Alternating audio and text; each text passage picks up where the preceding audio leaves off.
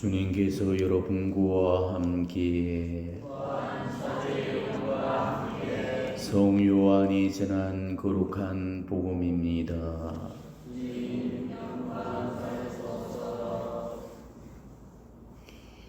그때 요한은 예수님께서 자기 쪽으로 오시는 것을 보고 말하였다. 보라, 세상의 죄를 없애시는 하느님의 어린 양이시다. 저분은 내 뒤에 한 분이 오시는데 내가 나기 전부터 계셨기에 나보다 앞서신 분이시다 하고 내가 전에 말한 분이시다. 나도 저분을 알지 못하였다. 내가 와서 물로 세례를 준 것은 저분께서 이스라엘에 알려지시게 하려는 것이었다. 요한은 또 증언하였다. 나는 성령께서 비둘기처럼 하늘에서 내려오시어 저분 위에 머무르시는 것을 보았다. 나도 저분을 알지 못하였다. 그러나 물로 세례를 주라고 나를 보내신 그분께서 나에게 일러주셨다. 성령이 내려와 어떤 분 위에 머무르는 것을 네가 볼 터인데 바로 그분이 성령으로 세례를 주시는 분이다. 과연 나는 보았다. 그래서 저분이 하느님의 아드님이시라고 내가 증언하였다.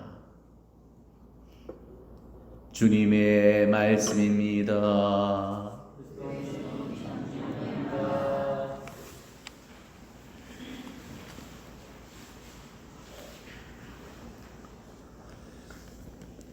오늘은 세례자 요한의 이야기를 우리에게 들려줍니다.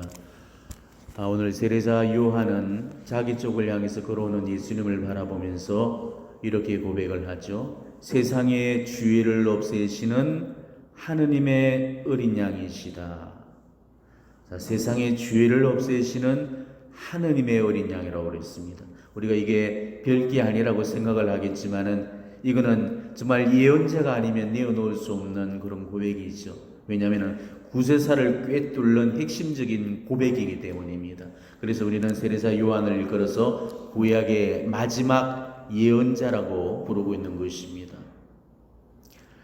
우리가 영성체를 앞두고 성체 성회를 이룬 다음에 사제는 그 축손된 성체를 성장에 받쳐 들고 들어보이면서 세례자 요한이 오늘 바쳤던 이 고백을 드리게 하죠.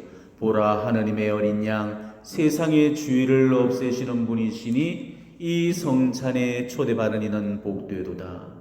오늘 이 세례자 요한의 이 고백이 미사 전례문 속의 삽입이 돼서 지금 우리 신앙의 고백으로 나오고 있습니다. 도대체 이 고백이 얼마나 중요한 그런 고백이었다면 오늘날까지도 이 미사경문 속에 그 고백이 삽입되었는가를 우리가 한번 깊이 생각을 해보셔야 되겠습니다. 오늘은 이 세례자 요한의 세상의 죄를 없애시는 하느님의 어린 양이시다라는 이 고백을 놓고 진지하게 묵상을 해보셨으면 좋겠습니다. 자, 여러분은 지금 매번의 미사에서 행하시고 있는 이 고백을 들으면서 어떤 마음으로 지금 받들고 있는가를 스스로에게 물어보시기 바랍니다. 사제가 보라, 하느님의 어린 양, 세상의 죄를 없애시는 분이시니 이 성찬에 초대받은 이는 복되도다. 이렇게 소리 높이 외치면서 성체를 들어보였을 때, 성체를 올려다 보면서 무슨 생각을 하고 어떤 마음으로 성체를 바라보고 있습니까?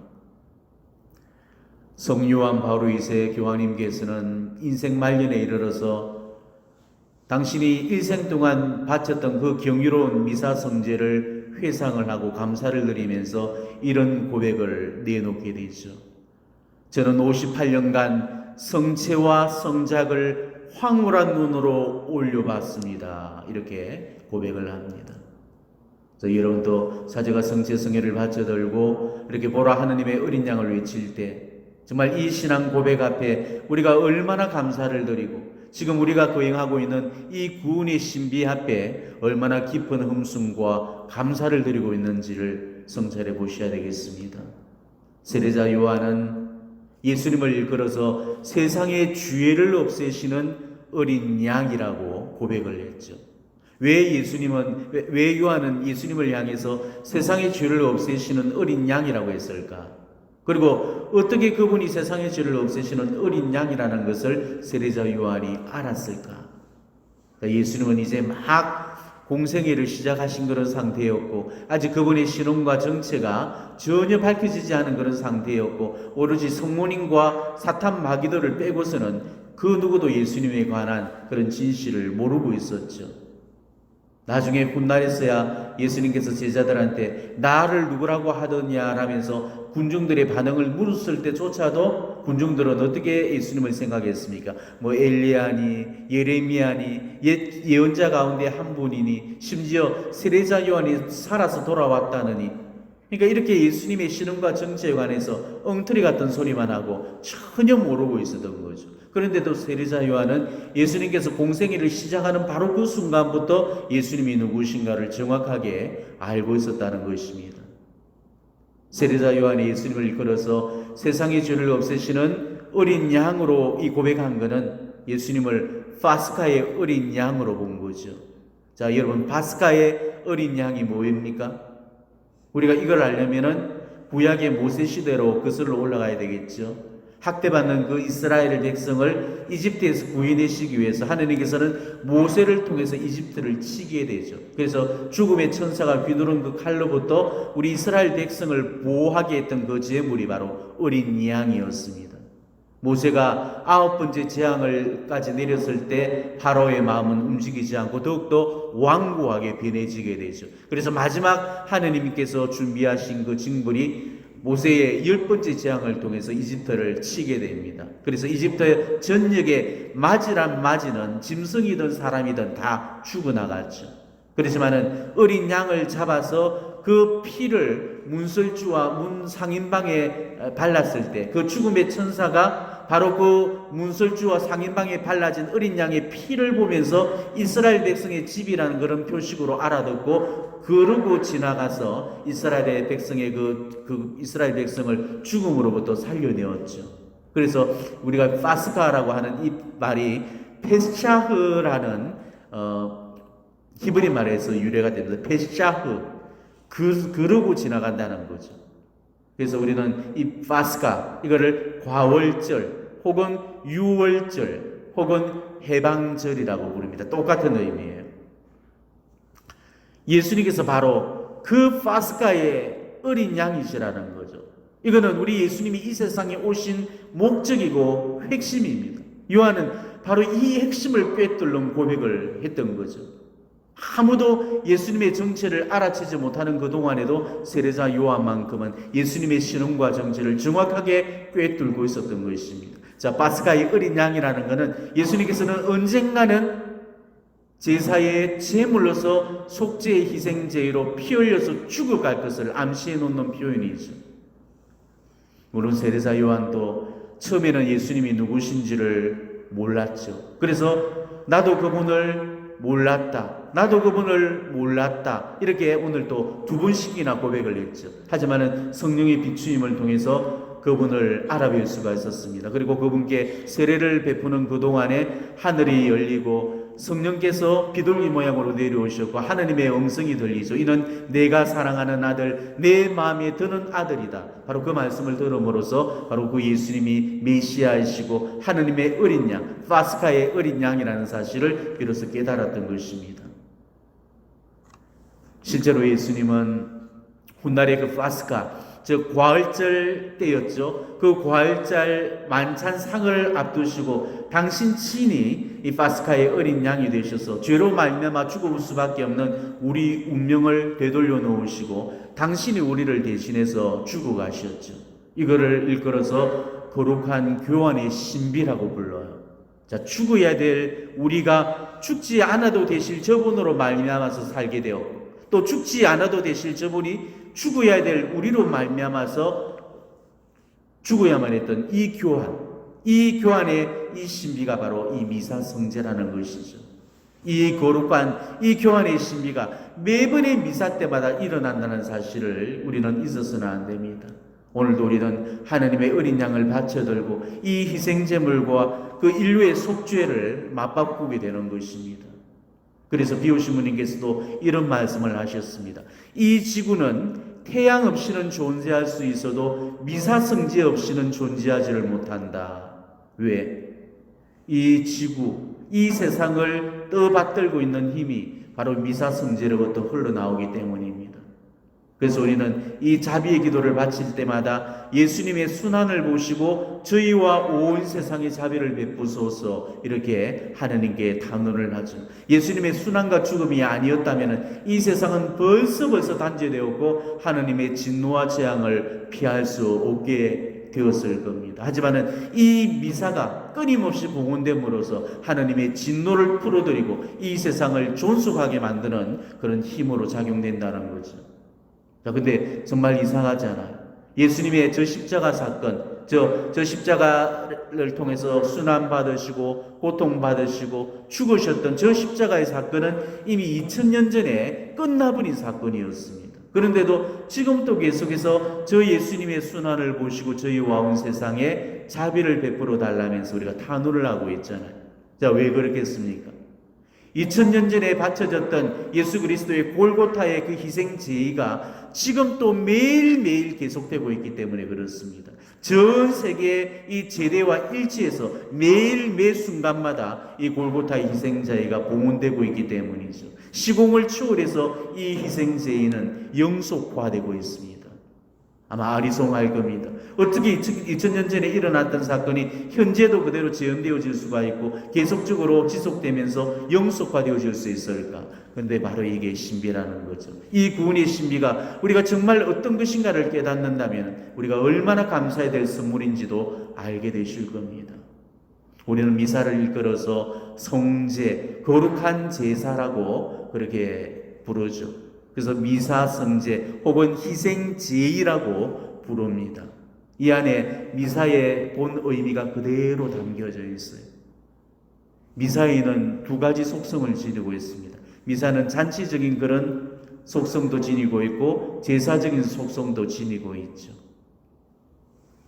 왜냐하면 미사는 파스가 과월절에 예수님께서 성체 성사를 제정하신 것이기 때문에 장치적인 성격을 가지고 있습니다. 하지만은 예수님이 바로 저 십자가 골고타상에서 돌아가신 그 희생제를 기념하기 때문에 미사는 제사적인 그런 의미를 동시에 지니고 있죠.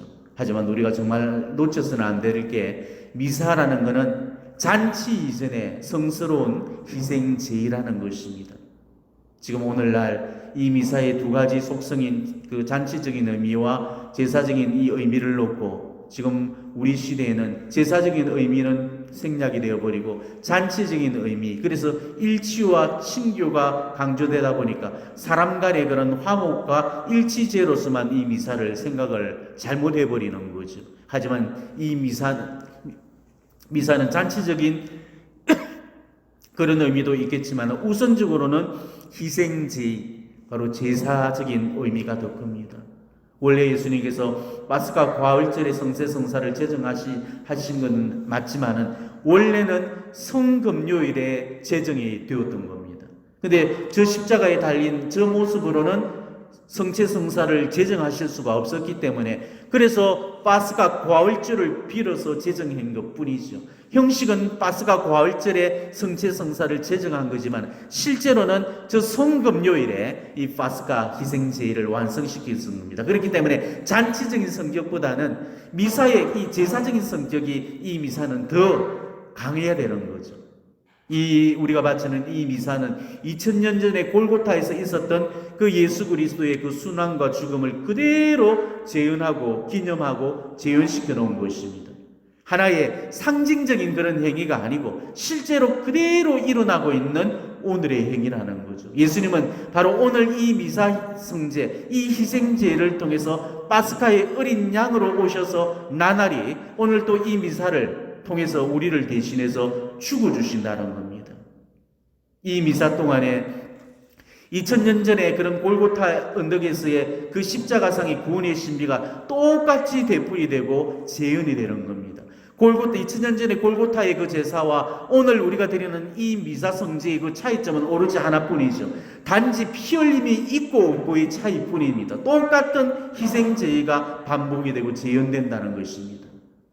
그러니 우리가 지금 오늘도 이 구원의 신비 속으로 초대되었다는 것은 이거는 말할 수 없는 영광이죠. 인류의 구원이 이루어지는 자리, 인류의 구원이 이룩되는 이 순간에 우리가 지금 시공을 뛰어넘어서 예수님께서 구원하실 바로 이 자리에 동시에 서 있는 것입니다. 바로 이 제단이 2000년 전에 바로 그 골고타 언덕이고, 우리는 오늘도 우리가 바친 밀떡과 포도주로 예수 그리스도의 몸과 피를 축성하고 또 그분을 우리 구원의 희생제물로 바쳐들고 성부 하나님께 봉헌을 하고 있죠. 그러면서 예수님의 순환을 보시고 저희와 온 세상이 자비를 베풀어 달라면서 호소를 드리고 있는 것입니다. 그렇기 때문에 우리가 바치는 이 미사는 정말 거룩하고 성결하게 봉헌되어야 됩니다. 우리는 이 성결한 미사를 날마다 거행하면서 우리를 위해서 죽어주신 하나님의 가없는 사랑을 기억하고 하나님이 베풀어 주신 그 구원의 업적을 기념해야 되는 거죠. 이거는 단순히 과거를 회상하는 어떤 기억이나 추억이 아니고 과거의 그 사건을 오늘의 사건으로 현재화시키는 겁니다. 2000년의 사건을 지금 가져와서 지금 바로 여기서 일어나는 오늘의 사건으로 재현시키는 것, 이게 미사입니다. 이게 살아있는 미사입니다. 우리는 매일의 미사에서 매번의 미사를 이렇게 살아있는 미사로 만드셔야 되는 거죠. 그러니 얼마나 이 미사를 감사하고 얼마나 우리가 마음을 다해 이 구원의 신비를 기념해야 되겠습니까? 오롯한 몸과 마음으로 지금 이 희생제에 온전히 우리는 참여해야 됩니다. 왜? 이 순간에, 지금 이 미사 성제가 이루어지는 이 순간에 바로 예수님이 우리를 위한 속죄의 제물로 나를 대신해서 피 흘려서 돌아가시고 계시는 중이기 때문에 우리는 이 숙인한 자리 앞에 정말로 감사와 우리가 드릴 수 있는 최고 최대의 흠숭을 드려야 오는 거죠. 그러니 우리가 이 미사 성제 동안에 바쳐지는 전례 언어 한 단어 한 단어를 얼마나 신중하고 정성스럽게 고백을 해야 되겠고, 전례 동작 한 가지 한 가지를 얼마나 열과 성을 다해서 진지하게 표현을 해야 되는지, 우리는 다시 한번 이 미사 성제에 대한 우리의 자세를 그도 반성을 해보셔야 되겠습니다. 오늘도 사제는 예수 그리스도의 신령한 몸과 또 성혈을 바쳐들고 보라 하나님의 어린 양 세상의 죄를 없애시는 분이시니 이 성찬에 초대받은 이는 복되도다, 이렇게 소리 높여 외칠 때 우리가 정말 아무런 의미도 없이 그냥 분심 속에서 앵무새처럼 입으로만 되뇌이면서 이렇게 고백하는 이런 형식적인 그런 고백이 절대 있어서는 안 될 것입니다.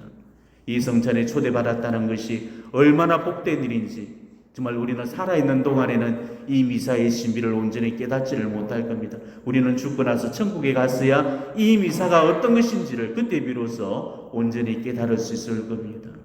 오늘도 이 미사 성제, 정말 내 생에 처음으로 바쳐지는 그런 미사처럼, 내 생에 마지막으로 바쳐지는 그런 미사처럼, 내 생에 단 한 번뿐인 그런 미사처럼 열과 성을 다해서 봉헌해 주시기를 바랍니다. 아멘.